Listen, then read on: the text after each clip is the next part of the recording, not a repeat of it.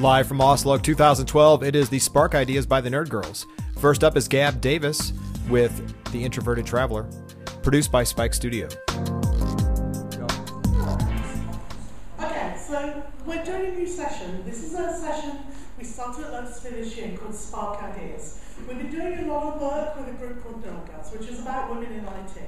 And we decided to stop talking about women in IT and instead talk about people's different attitudes to work, to life, what inspires us, because that's really what we were talking about. So we've had these sessions called Spark Ideas. The idea behind it is anyone can come up here and talk for 5 minutes about something that makes a difference to their life, something they find inspirational. So we had a great turnout at Lotus Sphere, and we did topics from dealing with cancer to people being inspired by their grandparents, to a session Tim did called Choosing to be Lucky, which I'm going to try and repeat today. We've done it in the Belgian Lotus User Group as well. So today we're going to have a few sessions. I'm going to start off doing a session called Introverted Traveler. We have no slides, it's just talking off the top of your head for 5 minutes. Then Tony Holder's going to do a session called Running with Scissors. running for Happiness. Running for Happiness. Deck is doing The Mickey Mouse Obsession. The Mickey Mouse Obsession. And then Michael is doing a session. And Michael Saxon is doing it. What are you doing, Michael? Yes, I really do have 10 kids. Michael's doing a session with 10 kids. And then at the end, if you're all still here, I will attempt to do Tim's session, because he's not feeling great, called Choosing to be Lucky. So, let's start with me, since I'm stood up here. I want to talk a bit about being an introverted traveller. So, the thing is, I'm an introvert. I come from a family of extroverts.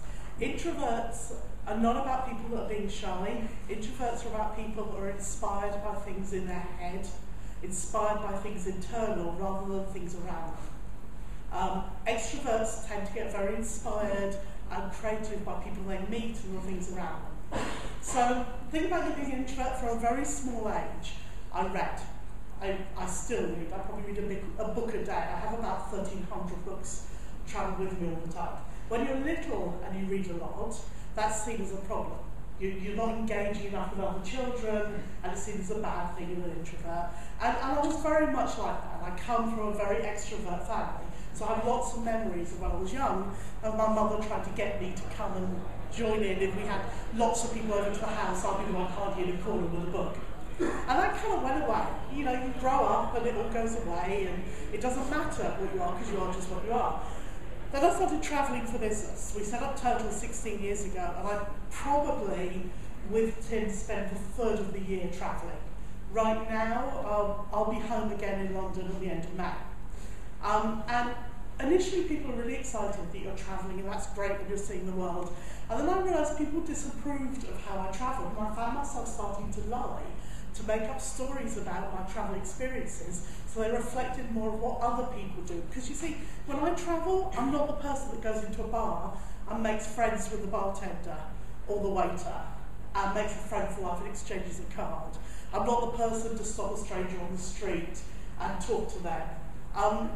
That's not me. I'm the person who'll be found in a coffee shop watching people walk by. Or I'll be found sitting somewhere with a book. When people say to me, if they come to London and they say, what should I see? The thing is, my London is not, I don't know what time the tower opens and I don't know much about where you should go. I can tell you great walks, I can tell you the best walks that I could do, I can tell you the best places to sit and people watch.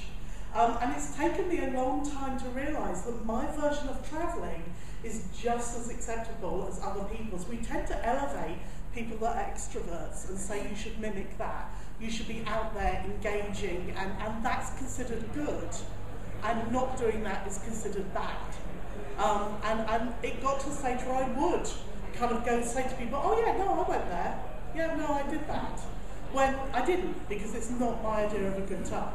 And since I've learned to go, I've read a lot of articles, there's been a lot of discussion about the introverted travel, the idea that I may not have the experience someone else has when they go travelling. I have a very good friend who meets people everywhere. She can be walking through an airport and will meet people and be sat next to someone on a plane and make a best friend that they're with for 10 years.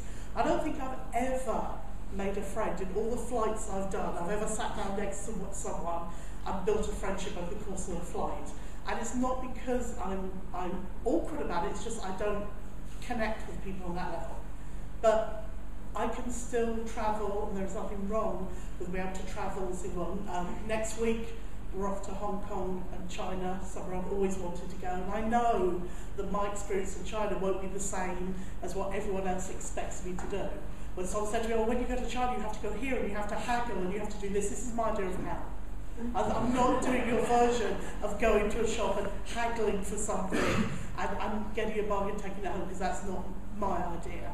But I think it's very interesting that as adults, we start to get judged again for not having those extrovert, connecting personalities that children are judged for, and the degree to which people that are like that are considered achieving, and the rest of us who engage more in our heads are seen as not trying hard enough. And I refuse to accept that. I love travelling on my own terms and what I do. So that's it. Moving on.